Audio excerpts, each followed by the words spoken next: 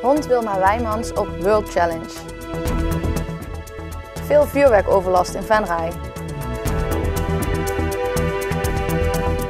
Het is vandaag 11 december. Dit is het Pelemaasjournaal.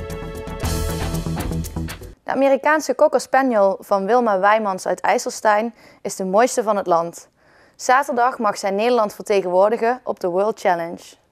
She Comb is quite sexy. Zo heet de Amerikaanse Cocker Spaniel die zaterdag Nederland mag gaan representeren tijdens de World Challenge. Ieder land mag 1 hond afvaardigen. En maar liefst 35 landen wereldwijd doen mee aan deze wedstrijd. Sexy is de rashond van Wilma Wijmans uit IJsselstein. Zij besteedt veel tijd aan haar Cocker Spaniel. Het is een levenswerk. Ik heb haar zelf gefokt. Ik heb er 4 generaties al zelf gefokt. Dus je gaat heel veel, als je alles gaat kijken, de historie, dan ga je dus naar het buitenland voor de goede partner te zoeken. En vervolgens weer naar een ander. En zo produceer je als het ware uiteindelijk een ideaal rashondje. En hoe ziet zo'n wedstrijd eruit? Wat moet ze doen? Het wordt op uiterlijk en gangwerk beoordeeld. Je hebt voor elk ras een rastypische beschrijving waaraan ze moeten voldoen. Dat stamt uit de historie wat ooit een ras voor ontstaan is. En dat kan sommige rasgroepen zijn ontstaan in de koningshuizen, bij de adel, in de geschiedenis. Dat is heel mooi om te zien. En sommige honden zijn ontstaan door jacht. En dit is een jachthond, een kleinste jachthond. Bij een dergelijke wedstrijd komt veel kijken. Het is echt een glamourwereld waarbij internationale experts de honden op hun uiterlijk, gezondheid en karakter keuren. Wilma is deze laatste week nog druk bezig geweest met de allerlaatste voorbereidingen om alles tot in de puntjes te verzorgen. Nu is het zorgen dat het op en top is. Dus alles, de kleding, alles moet kloppen. Dus we gaan ook echt in een mantelpakje en op kleur. En je gaat ook kijken van wat is de achtergrond, wat is de ondergrond waar we op lopen. En daar pas je alles op aan. Zo vind ik dat de show moet zijn. Het is een show. Kijk, het gaat uiteindelijk om de hond, om de kwaliteit hond. En het is gewoon een hele goeie. Alleen, het oog wil ook wat. Ik bedoel, Miss Nederland komt ook niet in een trainingspak op. De afgelopen tijd kwamen nogal wat negatieve berichten in de media over het fokken van honden. Uit onderzoek bleek dat maar liefst 40% van de rashonden in ons land ziek is als gevolg van doorfokken. Wilma vindt het als fokker in de georganiseerde kinologie jammer dat hierdoor nogal slecht imago ontstaat. De negativiteit richt zich op een ras. Alleen het ras wat ze dan bedoelen bestaat vaak uit het grootste gedeelte uit import van Oostbloklanden bijvoorbeeld. Dus niet georganiseerde kinologie. En de georganiseerde kinologie, waar ik dus nu dit weekend, wat het hele event onderdeel van uitmaakt, die hebben allemaal netjes regels, die fokken netjes, die doen gezondheidsonderzoeken. Maar de ongeorganiseerde kinologie doet dat niet. En de zieke honden die vaak in beeld worden gebracht, waar de mensen ook medelijden mee hebben natuurlijk, dat zijn juist de honden uit dat circuit. De World Challenge vindt zaterdag plaats in de RAI in Amsterdam. Daar worden de aankomende dagen nog een aantal andere toernooien georganiseerd, waar Wilma ook met andere honden aan meedoet. In totaal vertrekt zij vandaag met 4 honden en haar dochter, die ook al helemaal thuis is in de kinologie, richting Amsterdam. En voor iedereen die geïnteresseerd is, de World Challenge is via een livestream op internet te volgen. Harry Blokhuis vertrekt aan het einde van dit seizoen bij Venray. De 60-jarige trainer uit Uden heeft ook al een nieuwe club. Hij gaat medio 2015 aan de slag bij HVCH uit Hees. De Brabantse vereniging komt net als Venray uit in de eerste klasse.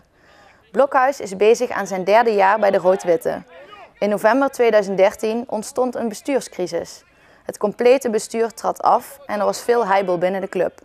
Vanwege de financiële positie moest Harry Blokhuis een deel van zijn salaris inleveren. Toch besloot de Udenaar er nog een jaar aan vast te knopen. Tijdens Oudjaarsdag zet de politie Venray extra mankracht in om te controleren of de nieuwe afsteektijden worden gehandhaafd. Dit in tegenstelling tot veel andere gemeenten, waar geen extra personeel wordt ingezet hiervoor. Aankomende Oudejaarsdag zijn de afsteektijden veranderd.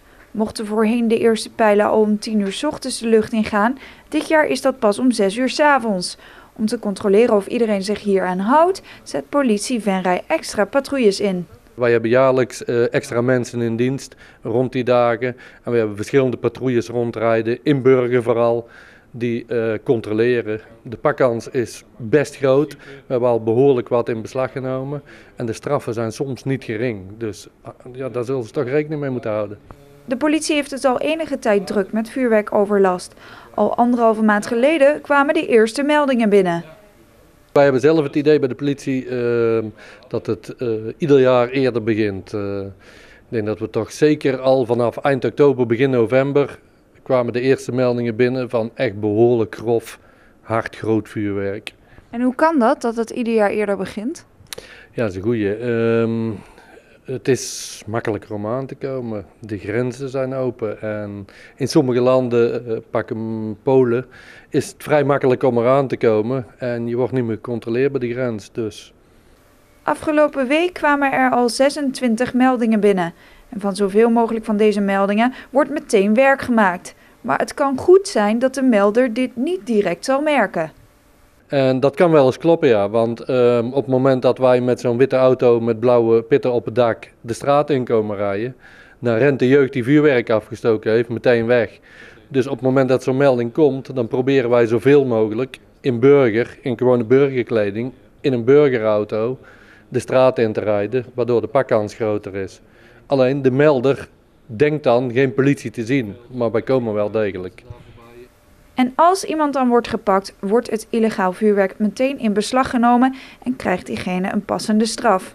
Sommigen komen er vanaf met een gesprek bij bureau Halt, maar de straf kan oplopen tot een flinke geldboete of zelfs gevangenisstraf. Tot zover dit Pelemaasjournaal. Deze uitzending wordt herhaald tot en met vrijdag 6 uur 's avonds. Om 7 uur is er weer een nieuw journaal. Weer of geen weer, bij ons is het altijd vakantieweer. Aankomende nacht is het bewolkt en er zijn er langdurige perioden met regen. Het waait vrij krachtig. Morgenochtend is het bewolkt. 'S Middags wakkert de wind verder aan en wordt het stormachtig weer met zware windstoten en regen. 'S Avonds neemt de wind in kracht af. Het wordt maximaal 10 graden. Hartelijk dank voor het kijken en tot het volgende journaal.